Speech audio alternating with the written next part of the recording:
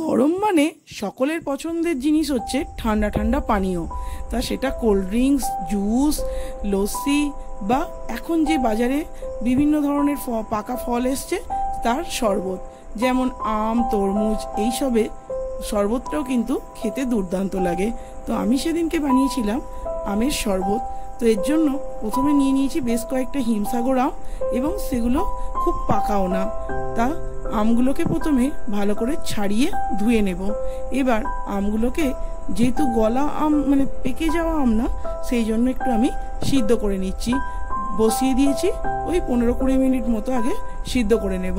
ঠান্ডা হয়ে গেলে আমগুলোকে একটা ছুরির সাহায্যে একটু টুকরো করে নিচ্ছি। যেহেতু একদম গলিয়ে ফেলিনি, সেই জন্য একটু ছুরি দিয়ে টুকরো করে নিচ্ছি। মিক্সির বাটিতে দিয়ে দিয়েছি আমের টুকরোগুলো, আর দিয়েছি পরিমাণ মতো চিনি।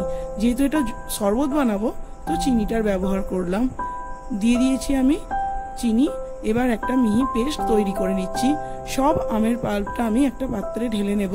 আমি আজকে পুরোটা গুলিনি, তো একটা গ্লাসে নিয়ে নিলাম একটু আমের পাল্প, এক টুকরো বরফ আর 1 চিমটে নুন।